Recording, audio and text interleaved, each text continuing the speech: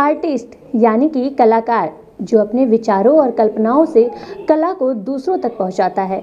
एक ऐसे ही कलाकार हमारे साथ मौजूद हैं जिनका नाम है मोहन मावा।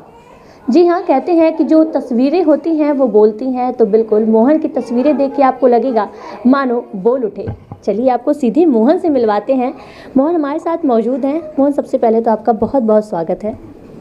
थैंक यू सो मच, आपके इस कार्यक्रम में आपने बुलाया।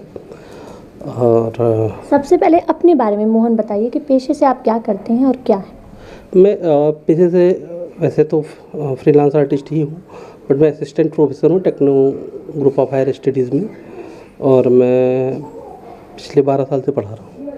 पिछले 12 वर्षों से आप पढ़ा भी रहे हैं एकेडमी में, और उसके बावजूद इतनी शानदार पेंटिंग्स आप बनाते हैं। दोनों चीज़ों को मैनेज कैसे करते हैं? पेंटिंग मेरा बचपन का ही शौक़ है। मैं बचपन से ही पेंटिंग बनाता चला आ रहा हूँ।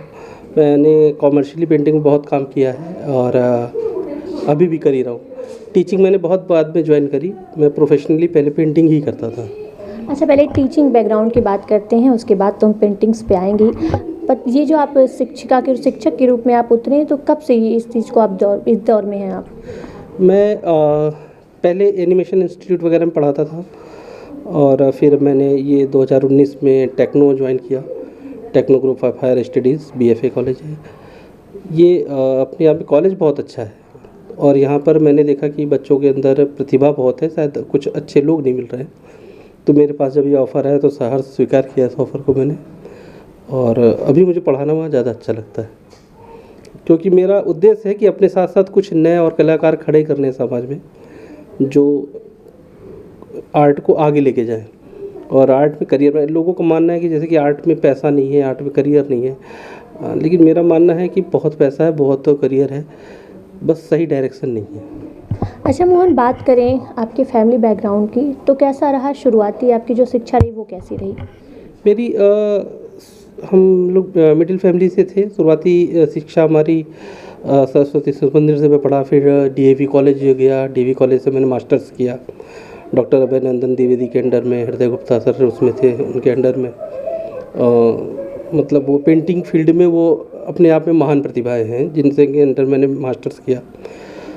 तो शुरुआत में तो घर में यही था कि पेंटिंग में क्या कमाओगे, क्या है क्या नहीं, लेकिन मुझे पता था कि पेंटिंग में पैसा है, क्योंकि मैं बचपन में से बहुत कम, इससे 15 साल की ऐसे ही मैंने इसमें पैसे कमाने चालू कर दिए थे। तो उस वक्त आर्ट की पढ़ाई बहुत महंगी थी, तो वो काम जो है वो पढ़ाई में करता चला गया अपने ही पैसों से। अच्छा, आपने बताया, आपको पता कब चला कि आपको चित्रकारी की तरफ जाना है और चित्रकारी में आपका शौक़ है? बचपन से ही था, अपने आप अंदर से निकलता था।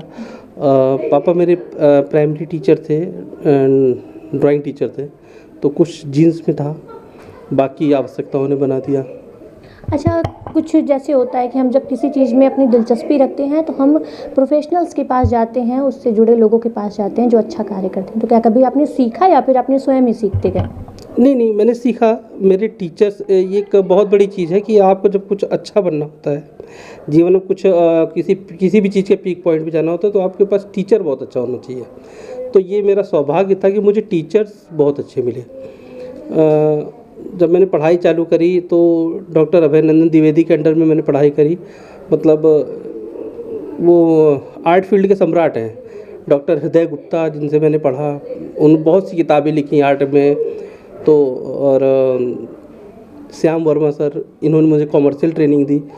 तो ऐसे जो महान कलाकार हैं, मैं उनका शिष्य रहा हूँ, तो इसका मेरे ऊपर बहुत फ़र्क पड़ा है।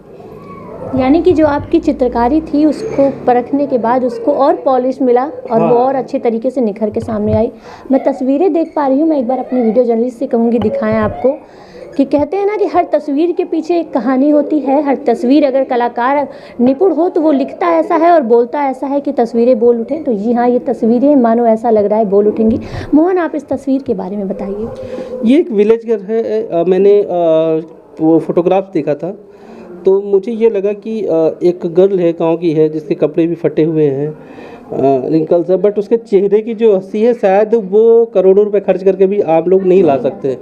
तो ये इस पेंटिंग को बनाने में जो मुझे खास बात है वो यही है कि खुशी का पैसे से कोई लेना देना नहीं। हम अपने आप में भी खुश रह सकते हैं। तो उस कॉन्सेप्ट को लेके मैंने ये बनाया है।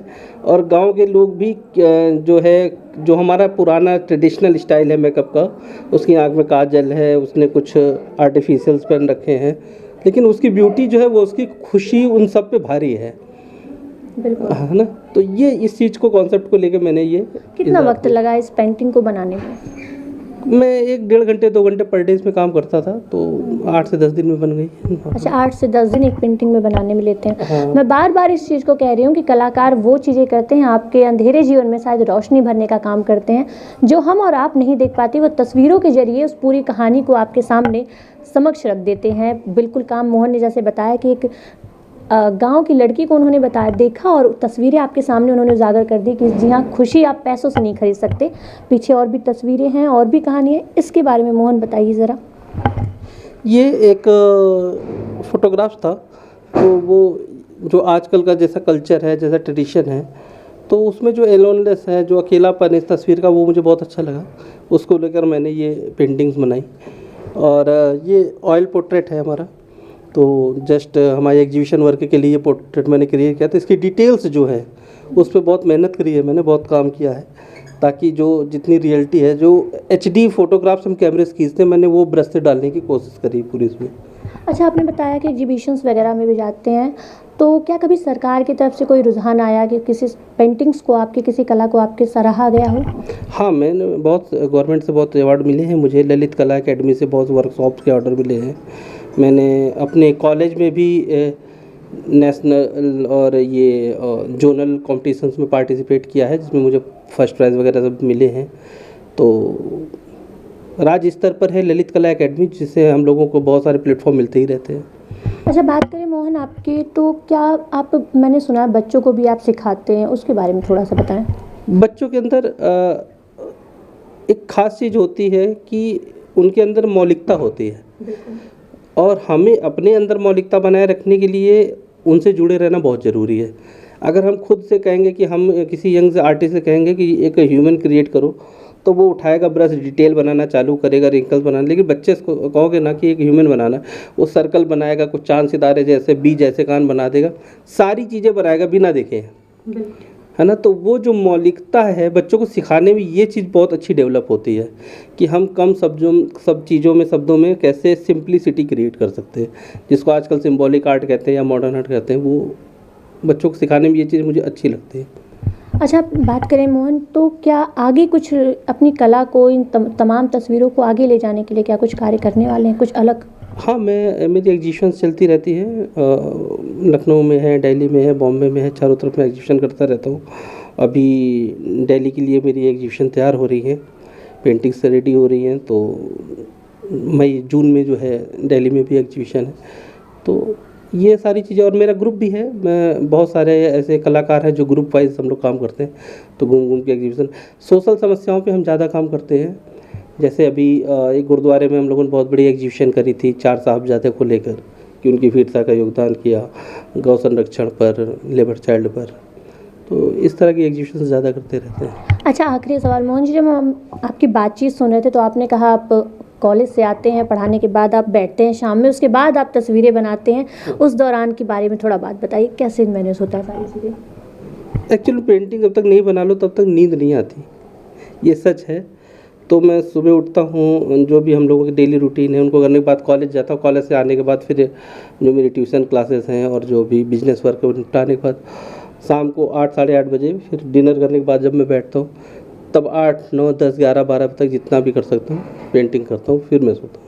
मतलब शौक को अपने आप ने जिंदा रहने दिया, काम से उसे बिल्कुल भी दबने नहीं दिया। हाँ, नहीं, ये तो मुझे मानना है कि मैं काम छोड़ सकता हूँ, शौक नहीं छोड़ सकता, क्योंकि असली काम यही है। जो भी हूँ मैं पेंटिंग की वजह से हूँ, पहचान मुझे क्या बताना चाहते हैं जो आजकल के नौजवान, आजकल के युवा हैं, क्या क्योंकि पेरेंट्स बोलते हैं कि एक शौक नाम की चीज़ आ चुकी है जिसकी वजह से बच्चे पढ़ाई नहीं करते, क्या ये चीज़ें सही हैं?